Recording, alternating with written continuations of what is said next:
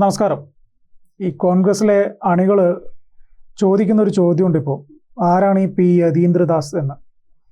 എന്താണ് സംഭവം എന്ന് വെച്ച് കഴിഞ്ഞാൽ, പാലോട് രവിക്ക് പിന്തുണ അർപ്പിച്ചുകൊണ്ട് അല്ലെങ്കിൽ പാലോട് രവിയുടെ നിലപാടിനോട് ഐക്യദാർഢ്യം പ്രകടിപ്പിച്ചുകൊണ്ട് രംഗത്ത് വന്നിട്ടുള്ള ഒരു കോൺഗ്രസ് നേതാവ് തന്നെയാണ് പി യതീന്ദ്രദാസ്. എന്താണ് കോൺഗ്രസിനകത്ത് ഇദ്ദേഹത്തിൻ്റെ സ്ഥാനം എന്ന് ചോദിച്ചാൽ, തൃശ്ശൂർ DCCയുടെ മുൻ ജനറൽ സെക്രട്ടറിയാണ്, കണ്ട ആപ്പയൊന്നുമല്ല. അതുകൊണ്ട് തന്നെ പാലോട് രവി പറഞ്ഞ അതേ നിലപാടിനോട് യോജിക്കുന്ന മറ്റൊരു കോൺഗ്രസ് നേതാവ് കൂടി ഇപ്പോൾ രംഗത്ത് വന്നിരിക്കുന്നു എന്ന് വേണം കരുതാൻ. ഇദ്ദേഹം പക്ഷേ ഈ പാലോട് രവി ചെയ്തതുപോലെ ഒരു സ്വകാര്യ സംഭാഷണമൊന്നുമല്ല. അദ്ദേഹം വളരെ വ്യക്തമായിട്ട് ഉത്തരവാദിത്വത്തോടുകൂടി തൻ്റെ ഫേസ്ബുക്ക് പേജിലാണ് തൻ്റെ നിലപാട് വ്യക്തമാക്കിയിരിക്കുന്നത്. അദ്ദേഹം തൻ്റെ ഫേസ്ബുക്ക് പേജിൽ പറഞ്ഞിരിക്കുന്ന കാര്യങ്ങളിൽ അദ്ദേഹം ചോദിക്കുന്ന ചില കാര്യങ്ങളുണ്ട്. അതായത്, പാലോട് രവി പറഞ്ഞ കാര്യങ്ങളിൽ വസ്തുതയില്ലേ, പാലോട് രവി പറഞ്ഞ കാര്യങ്ങളോടാണോ അല്ലെങ്കിൽ പാലോട് രവിയോടാണോ കോൺഗ്രസിന് എതിർപ്പ് എന്നൊരു കാര്യമുണ്ട്. വളരെ വസ്തുതാപരമായിട്ട് ചോദിച്ച ഒരു ചോദ്യം തന്നെയാണ്.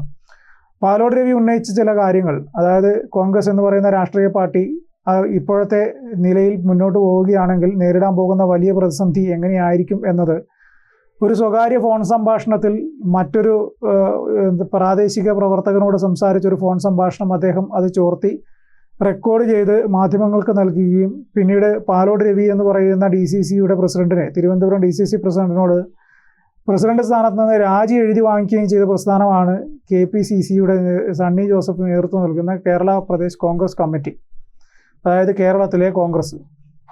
അപ്പോൾ സ്വാഭാവികമായിട്ടും കേരളത്തിലെ കോൺഗ്രസ് നേതൃത്വത്തോട് അണികളിൽ ചിലർക്ക് ചോദിക്കാൻ താല്പര്യപ്പെടുന്ന ചില ചോദ്യങ്ങളൊക്കെ തന്നെയാണ് ഇപ്പോൾ വി യതീന്ദ്രദാസ് എന്ന് പറയുന്ന കോൺഗ്രസിൻ്റെ തൃശ്ശൂരിലെ മുൻ DCC ജനറൽ സെക്രട്ടറി തന്നെ ചോദിക്കുന്നത്. അപ്പോൾ അദ്ദേഹം ചോദിക്കുമ്പോൾ അതിന് ഉത്തരവാദിത്വം ഉണ്ടാവും. ഒരു സാധാരണ പ്രവർത്തകൻ ചോദിക്കുന്നത് പോലെയല്ല എന്നുള്ളത് കാര്യം നമ്മൾ മനസ്സിലാക്കണം.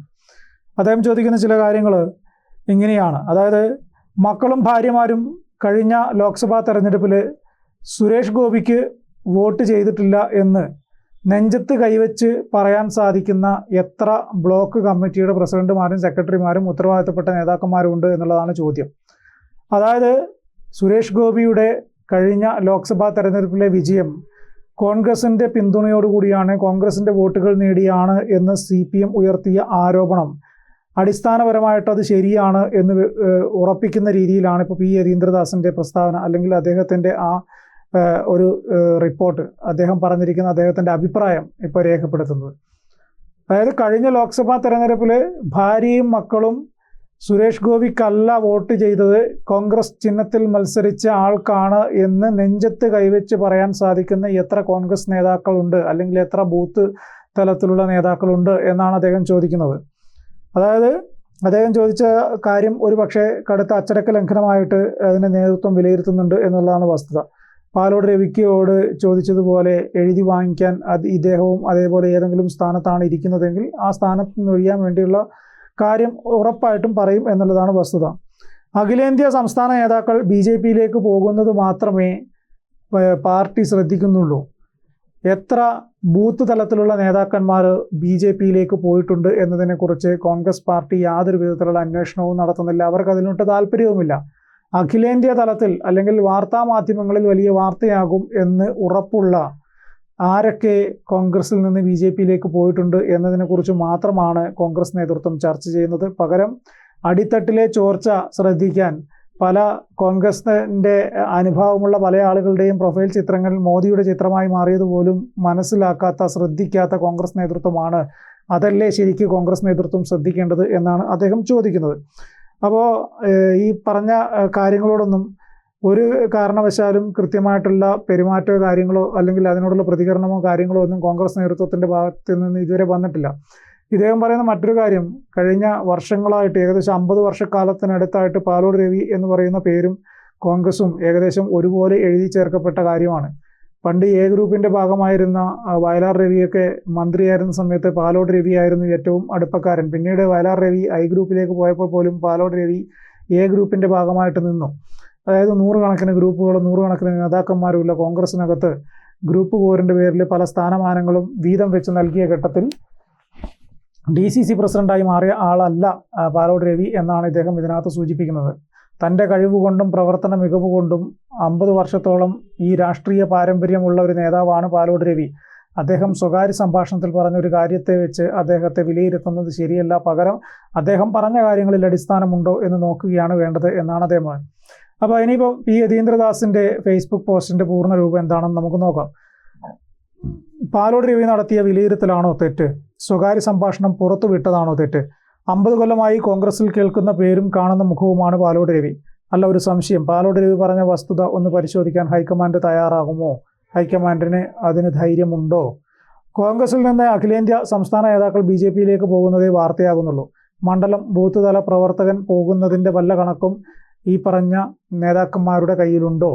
എന്തിനധികം തൃശ്ശൂർ ജില്ലയിലെ എത്ര ജില്ലാ ബ്ലോക്ക് നേതാക്കൾക്ക് നെഞ്ചത്ത് കൈവച്ച് പറയാൻ കഴിയും ഭാര്യമാരും മക്കളും സുരേഷ് ഗോപിക്ക് വോട്ട് ചെയ്തിട്ടില്ലെന്ന്? പലരുടെയും പ്രൊഫൈലിൽ മോദി ചിത്രമില്ലെന്ന്? പാലോടിനെ പ്രസിഡന്റ് സ്ഥാനത്ത് നിന്ന് അകറ്റി. സംഘടനാപരമായി ഒക്കെ അദ്ദേഹത്തിൻ്റെ വാക്കുകൾ മുഖവിലക്കെടുത്തും പാർട്ടി മിഷണറി ഉപയോഗിച്ചും, അങ്ങനെ ഒരു മിഷണറി സാങ്കല്പികമാണെങ്കിലും അഖിലേന്ത്യാ സംസ്ഥാന നേതാക്കളുടെ എർത്തുകൾ ഉപയോഗിച്ചെങ്കിലും ഈ പറഞ്ഞ കാര്യങ്ങൾ പരിശോധിക്കേണ്ടതല്ലേ? BJP 50,000 വോട്ട് പിടിക്കാൻ സാധ്യതയുള്ള 60 നിയോജക മണ്ഡലങ്ങൾ ഏതാണെന്ന് കണ്ടെത്തി എന്തെങ്കിലും പരിഹാരം കാണാൻ ശ്രമിക്കൂ. അല്ലെങ്കിൽ പാലോട് പറഞ്ഞത് സംഭവിച്ചതിന് ശേഷം ഒരു കമ്മീഷനെ വെക്കാം, എന്നിട്ട് അന്വേഷണം നടത്താം. LDF ഭരണം തുടരുമെന്നുള്ള ഫോൺ സംഭാഷണം വിവാദമായതിനു പിന്നാലെ തിരുവനന്തപുരം DCC പ്രസിഡന്റ് സ്ഥാനം പാലോട് രവി രാജിവെക്കുകയായിരുന്നു. KPCC നേതൃത്വം രാജി എഴുതി വാങ്ങുകയായിരുന്നു എന്നതാണ് വസ്തുത. പാലോട് രവിയുടെ രാജി സ്വീകരിച്ചെന്നും ഫോൺ സംഭാഷണം പുറത്തുവിട്ട Vamanapuram block general secretary A ജലീലിനെ പാർട്ടി അംഗത്വത്തിൽ നിന്ന് പുറത്താക്കിയെന്നും KPCC പ്രസിഡന്റ് സണ്ണി ജോസഫ് അറിയിച്ചിരുന്നു. സംഘടനാവിരുദ്ധ പ്രവർത്തനം നടത്തിയെന്ന് പ്രഥമ ദൃഷ്ടിയാൽ ബോധ്യപ്പെട്ടതിനാൽ ജലീലിനെ പുറത്താക്കിയതെന്നും അദ്ദേഹം പറഞ്ഞു. കോൺഗ്രസ് പ്രാദേശിക നേതാവുമായുള്ള പാലോട് രവിയുടെ ഫോൺ സംഭാഷണമാണ് പുറത്തു വന്നിരുന്നത്. അതായത് ഈ പറഞ്ഞ വാമനപുരം ബ്ലോക്ക് സെക്രട്ടറിയുമായിട്ടുള്ള സംഭാഷണം എന്നാണ് പറയുന്നത്. അദ്ദേഹമാണ് ഈ സംഭാഷണം മാധ്യമങ്ങൾക്ക് ചോർത്തി കൊടുത്തതെന്ന് പറഞ്ഞു. ഇവർ ഇപ്പോഴും ഈ പാലോട് രവി എന്ന് പറയുന്ന വ്യക്തി പറഞ്ഞത് പുറത്തുപോയി എന്നുള്ളതാണ് ഇവരെ സംബന്ധിച്ചിടത്തോളമുള്ള ഏറ്റവും വലിയ പ്രശ്നം. അല്ലാണ്ട് പാലോട് രവി പറഞ്ഞ കാര്യങ്ങളിൽ എന്തെങ്കിലും അടിസ്ഥാനമുണ്ടോ, അത് പരിശോധിക്കേണ്ടതാണോ, തിരുത്തേണ്ടതാണോ എന്നതൊന്നും ഇവരെ സംബന്ധിച്ചിടത്തോളം യാതൊരു വിഷയമുള്ള കാര്യമല്ല. ഇവർക്ക് അതായത് സ്വാഭാവികമായിട്ടും ഇവരുടെ ഉള്ളിലുള്ള പ്രശ്നങ്ങൾ പുറത്തറിഞ്ഞു, മാധ്യമങ്ങൾ അറിഞ്ഞു, അതൊരു നേതാവ് പറഞ്ഞ് നമ്മുടെ ഉള്ളിലുള്ള ചർച്ച പുറത്തറിഞ്ഞു എന്ന് പറയുന്നതാണ് സത്യം. അപ്പോൾ ഞാൻ നേരത്തെ സൂചിപ്പിച്ചതുപോലെ തന്നെ ഇപ്പോൾ ഈ പാലോട് രവി പറഞ്ഞ ഒരു വസ്തുതാപരമായ കാര്യം അത് കോൺഗ്രസിനകത്ത് പല നേതാക്കന്മാരും പല രീതിയിൽ ചർച്ച ചെയ്തിട്ടുള്ളൊരു കാര്യമാണ്. പല തവണ അവരിത് സംസാരിച്ചിട്ടുള്ള കാര്യമാണ്. ഇതേ കാര്യം ഇപ്പോൾ KPCC പ്രസിഡൻ്റായിട്ടുള്ള സണ്ണി ജോസഫ് KPCCയുടെ യോഗത്തിലോ അല്ലെങ്കിൽ മറ്റെന്തെങ്കിലും ഒരു യോഗത്തിലോ പാലോട് രവി പറഞ്ഞ കൃത്യമായിട്ട് അതേ കാര്യങ്ങൾ, അതായത് നമ്മുടെ പ്രവർത്തന മികവ് കുറച്ചുകൂടി ഉയർത്തിയില്ല എങ്കിൽ അടുത്ത തെരഞ്ഞെടുപ്പിൽ സ്വാഭാവികമായിട്ടും വീണ്ടും പിണറായിയുടെ നേതൃത്വത്തിലുള്ള LDF അധികാരത്തിലേക്ക് വരും. നമ്മൾ വീണ്ടും ഉപ്പ് വെച്ച കലം പോലെ പോകും. നമുക്ക് ഇപ്പോൾ BJPയുടെ കണക്ക് വെച്ചിട്ട് 50,000-ലധികം വോട്ടുകൾ പിടിക്കാൻ അവർ സാധ്യതയുള്ള കുറേ മണ്ഡലങ്ങളുണ്ട്, 60 മണ്ഡലങ്ങളുണ്ട്. ആ മണ്ഡലങ്ങളിൽ നമ്മൾ ഇപ്പോഴേ പ്രവർത്തിച്ചു തുടങ്ങിയില്ല എങ്കിൽ നമ്മൾ 3-ാം സ്ഥാനത്തേക്ക് പോകും. അങ്ങനെയാണെങ്കിൽ രാഷ്ട്രീയ പാർട്ടി എന്ന നിലയിൽ കോൺഗ്രസ് കേരളത്തിൽ അസ്തമിക്കും എന്ന് KPCCയുടെ അധ്യക്ഷൻ തന്നെ ഒരുപാട് കമ്മിറ്റികളിൽ പറഞ്ഞിട്ടുണ്ടാവാനുള്ള സാധ്യതയുണ്ട്.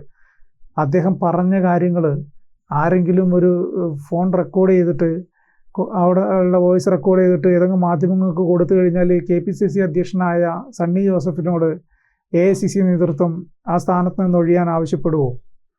എൻ്റെ ചോദ്യമാണ്. അങ്ങനെ കണ്ടാൽ പോരെ പാലോട് രവി ഈ പറഞ്ഞ ആളുടെ അടുത്ത് സംസാരിച്ച കാര്യവും? അപ്പോൾ പാലോട് രവിയുടെ സ്ഥാനവും പാലോട് രവി പറഞ്ഞ കാര്യങ്ങളും ഒന്നും ഇവർക്കൊരു വിഷയമുള്ള കാര്യമല്ല. അദ്ദേഹത്തെ രാജിവെപ്പിക്കാൻ, അതായത് പ്രസിഡന്റ് സ്ഥാനത്ത് നിന്ന് ഇറങ്ങാൻ തിടുക്കപ്പെട്ടൊരു തീരുമാനമെടുത്തു.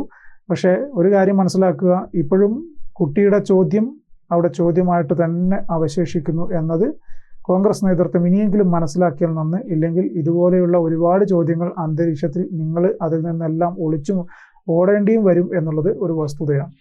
കൂടുതൽ വാർത്തകളും വിശേഷങ്ങളും നിങ്ങളിലേക്ക് എത്താൻ ABC മലയാളം സബ്സ്ക്രൈബ് ചെയ്യുക, ബെൽ ബട്ടണും അമർത്തുക.